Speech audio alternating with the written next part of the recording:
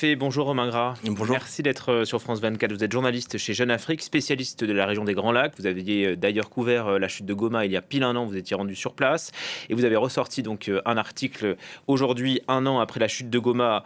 On va le voir ici, les rebelles sans racines et la paix sans Lise. D'abord, que connaît-on des conditions de vie dans lesquelles vivent les habitants de Goma un an après ? Je pense qu'il faut se reprojeter déjà sur ce qu'était la ville au lendemain de l'entrée des rebelles du M23, où toute la population est plongée dans une grande incertitude. Elle ne sait pas, parce qu'elle a le souvenir de ce qui s'est passé en 2012, avec une prise très éphémère de la ville par les rebelles. Donc, à ce moment-là, elle ne sait pas si ces nouveaux maîtres de la ville sont amenés à durer. Donc je pense qu'aujourd'hui, il y a deux axes sur lesquels la population se positionne. Celui de l'insécurité. Il y avait une très forte insécurité à Goma avant l'entrée en ville des rebelles. Il y a le sentiment, après beaucoup de mois de fragilité, que du point de vue de l'insécurité en ville, ça s'est légèrement amélioré.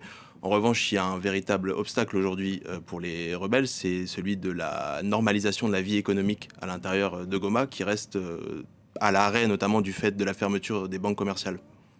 Voulu par Kinshasa, ce que disait Ludovic finalement, donc Goma est coupé du système bancaire congolais et concrètement ça veut dire qu'il n'y a pas de banque, il n'y a pas de liquidité sur place. Il n'y a pas de banque ouverte à Kinshasa depuis le lendemain de l'entrée des rebelles. À Goma. À Goma, ouais. pardon, excusez-moi, parce que effectivement la banque centrale a coupé son antenne locale, donc ça a entraîné la fermeture des banques commerciales et c'est un levier de pression que Kinshasa exerce pour que ces agences ne rouvrent pas parce qu'elle sait que ça asphyxie aussi les rebelles. Mais ça retombe sur les civils. Ça retombe sur les civils, il y a une vraie difficulté, il y a eu une pénurie de cash à Goma au tout début de l'occupation de la ville. Et maintenant, pour s'en procurer, il y a soit le développement des systèmes de mobile money, mais moyennant un certain nombre de taxes, ou alors le fait d'aller de l'autre côté de la frontière à Gisenyi, ou dans des zones gouvernementales à Beni ou Butembo. Voilà, c'est le système D pour les habitants de Goma.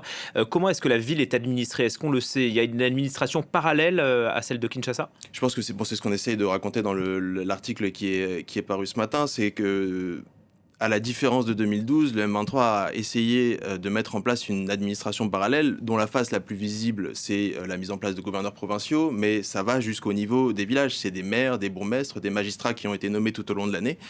Des nominations évidemment qui sont contestées par Kinshasa, mais qui témoignent d'une volonté d'instaurer un système qui est destiné à perdurer. Avec une police aussi qui a été créée l'été dernier ?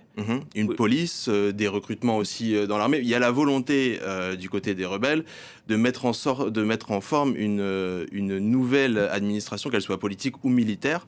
Il y a des camps de formation qui ont été mis en place, soit dans l'ancien camp militaire de Rumangabo ou dans d'autres endroits, où l'AFC dit former entre octobre et novembre, elle a vanté la formation d'environ 17 000 nouvelles recrues, mais ces chiffres sont quasi impossibles à vérifier indépendamment, et surtout, on ne sait pas ce que ces nouvelles recrues font réellement sur le terrain.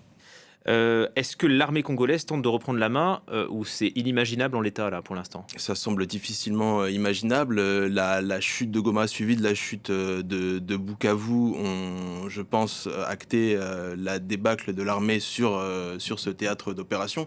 Ça s'est vu au fait qu'il y a une enquête qui a été ouverte à Kinshasa sur justement la débâcle de l'armée congolaise dans l'Est. Ça a mené à l'arrestation de beaucoup de généraux. Donc il y a une forme de fragilité de l'appareil militaire congolais qui s'est accentué après la prise de ces deux villes. Et aujourd'hui, c'est difficile d'imaginer, au-delà des capacités aériennes de l'armée congolaise, d'imaginer une véritable opération qui permette de reprendre du terrain sur ce qui a été conquis au cours de l'année. Qu'est-ce qu'on sait de la présence de soldats rwandais sur le terrain ? Est-ce que leur présence est avérée ou pas ? Oui, la présence de soldats rwandais, je pense qu'elle fait plus vraiment de doute. Elle a été massive pendant la conquête de la ville de Goma et de Bukavu. Les rapports d'experts de l'ONU ont expliqué qu'elle s'était réduite par la suite, mais il y a toujours une présence militaire qui a été maintenue, et c'est notamment ce qui a rendu possible la dernière offensive qu'on a vue récemment au mois de décembre sur la ville d'Ouvira. Oui, et donc ce retrait par la suite. Comment est-ce que vous pouvez expliquer aujourd'hui que le M23 soit resté, arrive à tenir la ville depuis un an ? Quelle est sa force ? Moi, je pense qu'il y a déjà eu le fait qu'ils ont profité de l'enlisement des différents processus diplomatiques. Il y a eu une forme, alors il y a eu des initiatives qui se sont multipliées, mais qui ont eu du mal à produire des résultats. Et à la différence de 2012, la pression internationale a peut-être été mieux absorbé d'une certaine manière, à la fois par le M23 et par le Rwanda, ce qui a laissé du temps aux rebelles pour s'enraciner par la présence d'une administration parallèle, notamment sur les territoires qu'elle contrôle. Donc ça, déjà, je pense que ça explique qu'aujourd'hui, ils aient peut-être une présence qui ait pu tenir à la différence de 2012. Et puis aussi, il y a ces mines et ces lieux stratégiques que le groupe tient. Ludovic le disait, les mines de coltan, dont les mines de Roubaïa, qui fournit entre 15 à 20% du coltan mondial. Ça, c'est le carburant de la guerre. C'est définitivement une manne financière extrêmement précieuse pour la rébellion. Je crois qu'au début de l'année dernière, pour la simple mine de Roubaïa, puisque c'est celle dont on parle, le groupe d'experts de l'ONU estimait que son exploitation, c'était environ 800 000 $ par mois de revenus générés. Depuis, ils ont étendu leur contrôle à d'autres localités minières stratégiques, au sud Kivu notamment, Nzibira, qui était un gros hub de commerce de mines.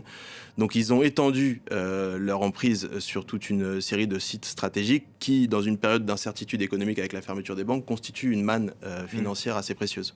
J'écoutais sur RFI ce matin Zobel Bealal, qui est expert pour l'initiative mondiale contre le crime organisé transnational. Il expliquait que les exportations rwandaises de coltan sur la période de janvier à juin, donc les exportations rwandaises, sont 200% supérieures à ce que c'était sur la même période de 2024. Ça veut dire que le Rwanda, là, est le principal bénéficiaire de ces ressources tirées par le M23 ? Tous les rapports, notamment les rapports de l'ONU, expliquent qu'il y a une corrélation entre l'extension territoriale du M23 et l'augmentation du trafic transfrontalier avec plusieurs pays, dont le Rwanda est l'un des principaux acteurs. Mais ça s'est intensifié, mais c'est une situation qui préexistait déjà à la chute de Goma. On parlait de ces négociations et cet accord cadre qui a été signé l'été dernier en présence de Tshisekedi Kagame et donc de Donald Trump. Que penser de cette agitation finalement diplomatique, puisqu'on le voit, ça ne donne rien? Et je pense que 2025 au moins a permis l'émergence de processus diplomatiques qui ont suscité dans un premier temps de l'espoir, notamment du fait du poids des États qui se sont mis derrière, le Qatar et les États-Unis, deux pays qui en apparence ont les moyens de faire pression sur les acteurs, sauf que le contre-coup, c'est qu'on a voulu justement faire avancer à marche forcée des processus pas contre la volonté de leurs participants, mais contre la dynamique du conflit en cours. Et qu'on a bien vu ce qui s'est passé à Washington au bout de ces négociations. On a signé un accord de paix dans un contexte d'expansion militaire, ou du moins à la veille de la prise d'Ouvira. Donc ça montre, si vous voulez, la déconnexion entre les processus diplomatiques et la réalité du terrain militaire qui a eu lieu tout au long de l'année 2025. Mais ça veut dire qu'on pourrait aller un peu plus loin avec Donald Trump? Est-ce qu'il pourrait mettre la pression sur le Rwanda aujourd'hui? Moi, je pense que l'une des principales données qui pourra peut-être changer les choses dans les prochains mois, c'est quel est le degré d'impliquement politique et diplomatique que les Américains sont prêts à maintenir sur l'année à venir. Ils ont dit qu'ils étaient, après la chute d'Ouvira notamment, qu'ils étaient prêts à prendre des mesures contre ceux qui font obstacle et qui décrédibilisent d'une certaine manière l'accord de paix signé sous l'égide de Donald Trump. Quelle forme ça va prendre? Est-ce que c'est des sanctions? Est-ce que c'est de la pression politique, diplomatique? C'est l'une des grosses variables d'ajustement, je pense, qu'on va devoir observer dans les prochains mois. Un dernier mot sur l'Angola qui a relancé les négociations et qui prône le dialogue national intercongolais. Pourquoi? Qu'est-ce que ça changerait? C'était l'un des angles morts des processus. C'est-à-dire qu'il y avait le processus entre la RDC et le Rwanda, le processus entre l'AFC et les autorités congolaises, mais il y a la question du dialogue national qui est un peu un angle mort de toute cette crise depuis le début. Le pouvoir congolais veut garder la main sur le timing de ce dialogue. Il dit qu'il n'est pas opposé, mais qu'il veut garder la main sur le timing et d'une certaine manière sur les acteurs. L'Angola, après le camouflet de l'échec de son processus, s'investit. Je pense que ça a en partie à voir avec le fait que le mandat à l'Union africaine de João Lourenço s'achève en février, et aussi au fait sans doute que les rebelles se rapprochent du Katanga, qui est une zone minière stratégique pour toute la sous-région. Maintenant, il faut voir si ce dialogue il peut aboutir, sous quel timing et surtout avec quels acteurs. Lisez Jeune Afrique, un an après la chute de Goma, les rebelles s'enracinent et la paix s'enlise. Merci beaucoup, Romain Grade, de nous avoir éclairé sur la situation en RDC, un an après la chute de Goma. Il y a